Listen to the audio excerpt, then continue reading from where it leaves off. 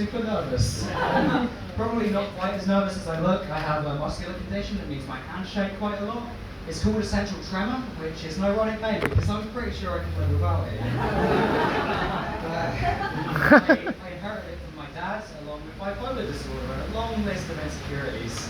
And I like complaining to my dad about the shaking, but the thing is, my dad used to be a spy. So any story I tell him will be instantly one-upped in the most badass possible way, you know? I'll just be like, oh Dad, it was so embarrassing. You know, let's take a sip of my tea, and my hand shook and I spilled it all over myself. What an idiot, eh? And I'll just be like, alright. He's Scottish, by the way. I remember I was at a restaurant with the ambassador while I was undercover in Czechia. That's how cool my dad is. He's on first name terms with countries that don't even exist anymore. My hand started going. I knew if I was given away, I'd be handed straight over to the KGB. But the tea thing sounds rough, son. Fuck's sake, Dad, why you always got upstage me like this? And he handcuffed me to a radiator and waterboarded me for 3 seconds. Typical dad, always taking his work home with him. But yeah, as I mentioned, I have bipolar disorder. If you're not familiar with it, it's a disorder characterized by periods of intense euphoria called mania and periods of depression.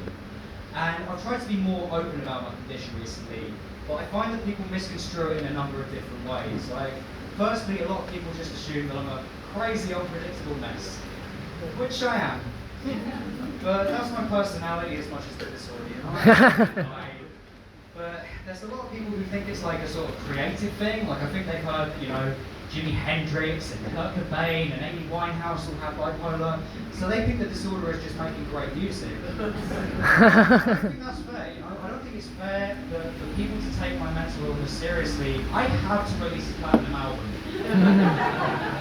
I don't have that in me, you know. Like I have no musical talent. If I released an album, it would be one of the weird obscure metals like Bismuth. Or Xenon. Actually, Xenon album sounds pretty fucking dope. I'm gonna aim for that.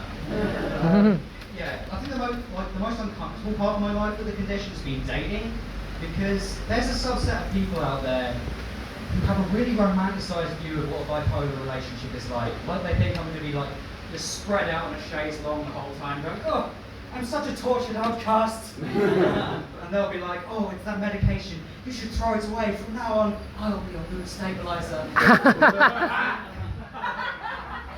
That really misses the reality of living with bipolar disorder. As an example, a good friend of mine who deserves a fucking medal had to put up with me when I started a really severe depressive episode as we boarded an 8-hour flight. The duration of which I spent alternating between sleeping and crying.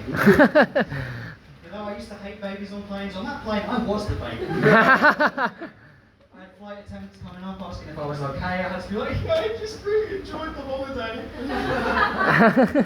But, you know, I'm just a moderate case as well. Like, if you want a more extreme example, Vincent van Gogh, famously bipolar, famously cut his own ear off and gave it to a woman in was easily the most misjudged romantic gesture of all time. But people never talk about whether Van Gogh regretted that decision. Like, and not just because his crush presumably immediately fled the country, but also, you know full well that Van Gogh woke up every day for the rest of his life like, ugh, ugh. Oh, for fuck's sake. Well, I guess I'm not wearing sunglasses. I am. But like, you know, thankfully for me, the only thing I've ever mutilated while manic has been my bank balance. And honestly, I will hire any one of you to drag my ass out of the record shop next time I have a manic phase. But like, coming back to my point, I think it's wrong to fetishize mental illness, and you wouldn't do that with a physical illness, you know? Like, you don't see any rom-coms where the protagonist comes home and the sassy friend's like, so, how did your date go? Oh, amazing. He's diabetic. That's fucking hot. I know. I just can't stop thinking about his fucked up pancreas. You know, the climax of the movie, they throw the love interest insulin into the sea, and it's like, you don't need that anymore. From now on, I'll be your insulin. And that probably quite underrun a little bit, but that's all I got. Cheers, guys. Have a good night.